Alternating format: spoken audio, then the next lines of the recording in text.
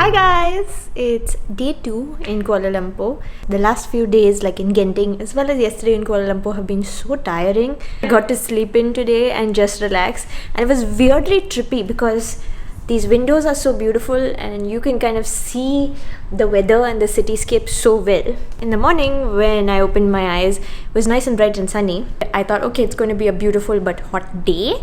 Around 11, it started getting really dark. I was like, okay, it might rain. I read about this weather, I come from Mumbai, it's not that different.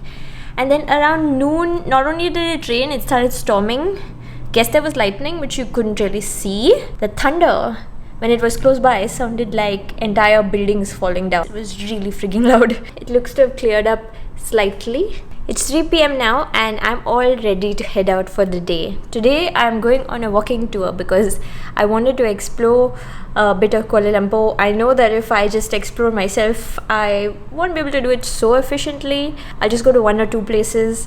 So this tour is going to be guided by a local and it's got a lot of good reviews. I'll leave details in the description. I think it's time for me to call a grab. This is going to be fun.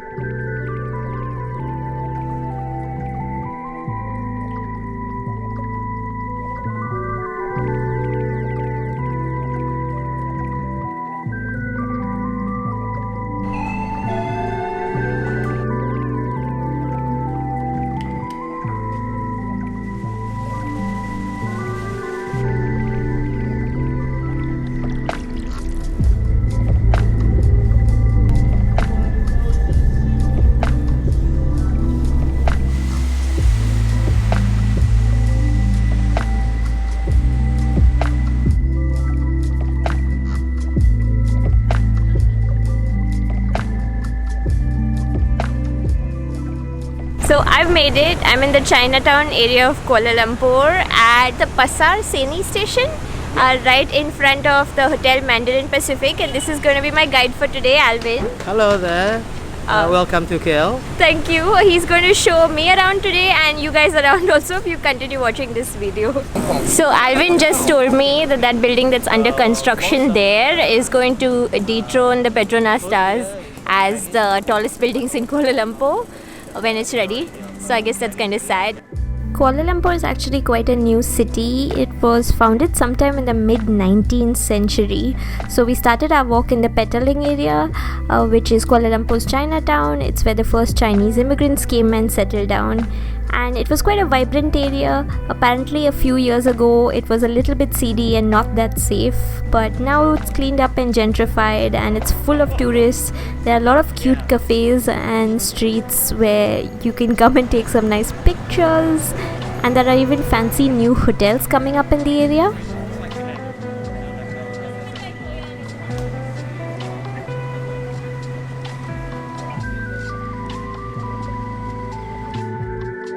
This is Petaling Street, or the main Chinatown market.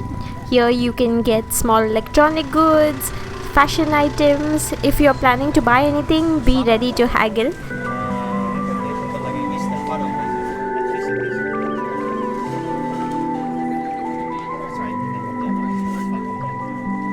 What did you say this was called? Apam balik. Apam, huh? Yeah. It has a little bit of Indian influence. Oh, nice. There's yeah, of course. So, and there's also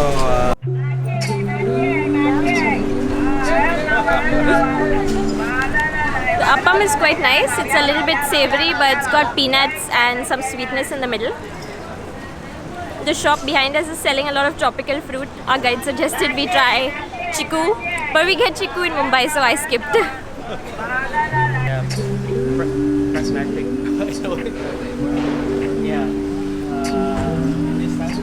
We are visiting one of the oldest Chinese temples in KL, and there's no depiction of Buddha. It's actually like the older Chinese folkloric religion, and it's a little mix of Taoism as well.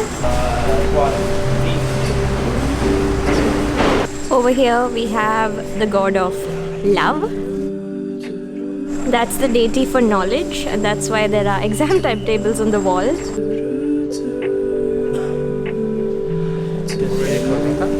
yeah. The main deity in the temple here is the god of wealth.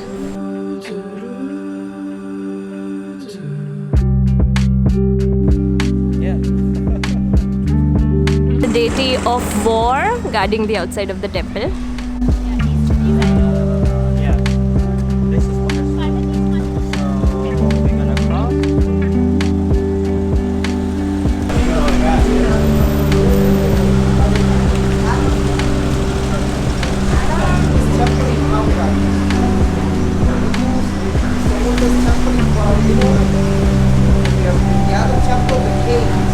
Just diagonally opposite from the Chinese temple in Chinatown is the Hindu temple behind me. This temple is dedicated to Sri Maha Mariamman. She is a South Indian goddess, the mother goddess and also the goddess of rain.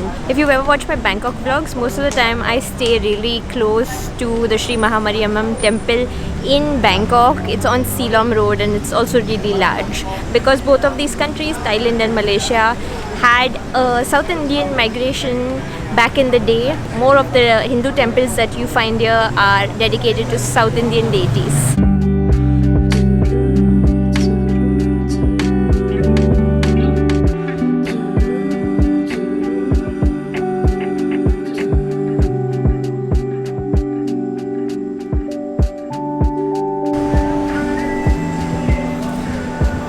We just had to walk a few streets down to go to our next stop, Central Market.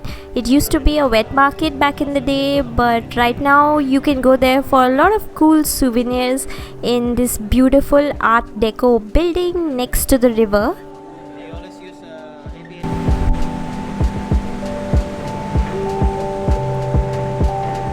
We just had to cross the road to come to Masjid Jamek, which is Kuala Lumpur's oldest mosque. This is really beautiful. It's actually built in the Indian Mughal architecture style and it is surrounded by the river of life. This is where Kuala Lumpur gets its name actually. These are two rivers converging. You can see one is super muddy and one is clearer. The name Kuala Lumpur literally means muddy convergence in Malay, and this is a really beautiful waterfront to walk on, and the rivers are called Klang and Gombak.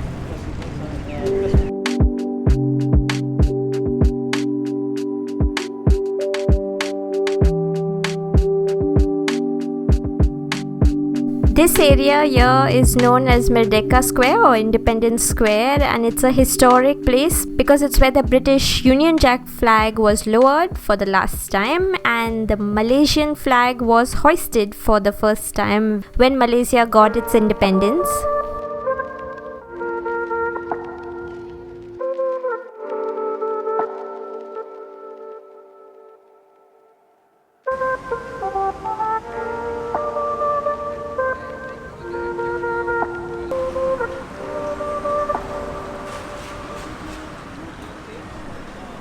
Our next destination was Church Street, which is an upscale suburb in the area.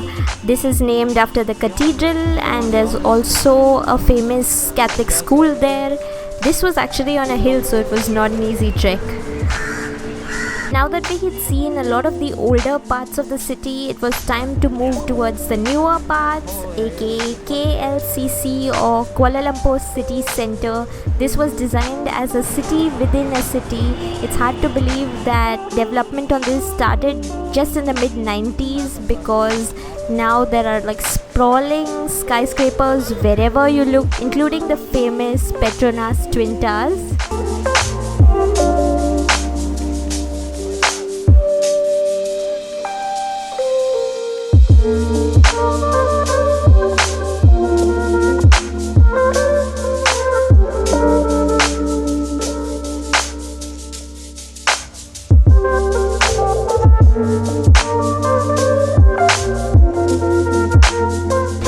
The front part of the towers were just so crowded, we had to wait through a sea of people and it was pretty hellish, but he brought us here to the back part and it's actually quite a lot calmer here. So there's some greenery and there are many spots where you can get a picture with the towers kind of peacefully, I think.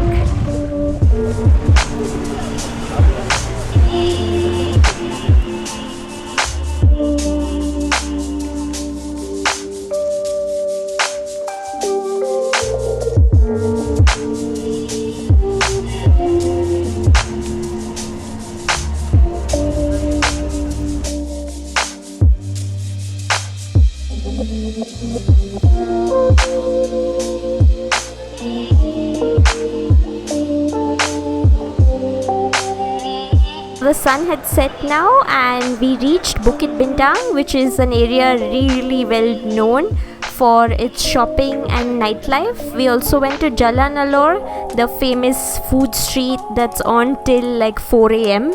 So we have walked a lot today, like we've pretty much covered between 12 to 14 kilometers. But along the way, we've encountered a lot of good sights and and see interesting buildings. So thank you, Alvin, for this really fun tour. You're welcome. This is Sylvain. Hello, guys. He's from France, but he lives in Hong Kong, and he's also a traveler like me. Yeah, come over here. It's super nice. Especially the food. You spend your time here for 1 month, I definitely guarantee you put on weight. Cool. It was nice meeting you guys. Yeah, I'm gonna nice leave meeting now. also. Bye. Yeah.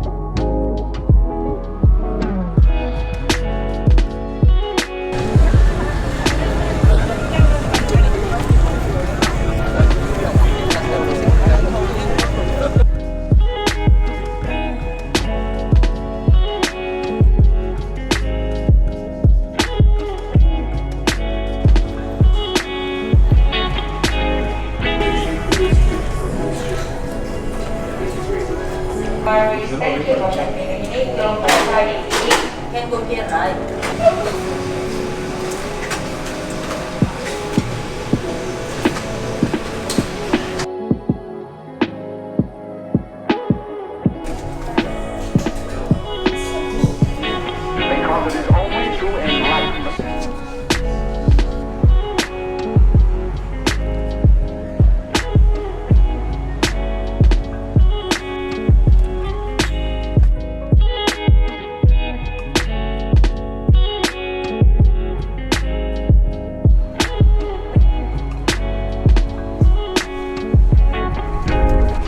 I don't really like the old-fashioned form of tours where it would be a van or a bus and they just take you from place to place. But walking tours, cycling tours or motorbike tours are really a very good way to see the city and hear about it from a local, because nothing beats having a local talk to you and tell you about stuff. You're not going to find that information in any guide or anywhere online. Alvin was a great host because he himself is incredibly well traveled. He's done like so many different countries. He was great to talk to. He was very well informed on everything happening in the world, like to do with politics. He knew so much about India, like from what he follows in the news and stuff, as well as from so many other countries. It was really great to have conversations with him. Another thing I liked is he's sort of a no bullshit kind of person. A lot of times when you go on these tours, the tour guides will sort of give you an ideal or sanitized description of things, but he just tells it like it is, the good, the bad, whatever. This is like my kind of person.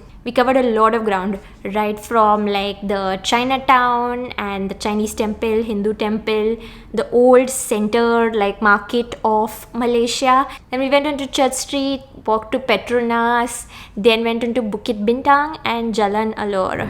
The walking portion of the tour was no joke, so I would say come well rested, wear comfortable shoes and just be ready for a fun few hours. Would also definitely recommend, if you're doing a very short trip in the city, like try to catch one of these type of tours just to get a feel of the place. After the tour, since I was in Bukit Bintang, I thought I'll do a little bit of shopping. So when you last saw me outside, I was at Uniqlo. If you're curious about what I got, then watch out for the haul, which will be coming soon. Coming back to my room after my shopping was an ordeal.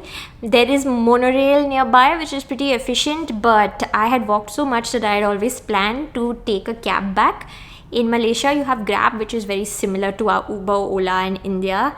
But the first guy made me wait for about 15 to 20 minutes and then he kind of just passed me by. I think there was like a miscommunication, he couldn't understand and he went really far off. Then 2 or 3 guys after that, I lost track.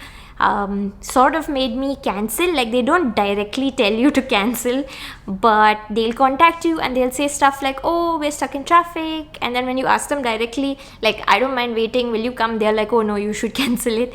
But I can understand it because Bukit Bintang is a very crowded street and it's also one way. So if you've gone ahead, then you have to circle back. I ended up waiting for about an hour and 15 minutes from when I booked my first cab to when I finally got in a cab, which was I think my fourth one. But I got like a young lady driver who was also a hijabi, so that made me very excited because we don't really have that many lady drivers in India. It's worth noting that this is just one bad experience I've had with Grab, mainly due to the traffic in the area.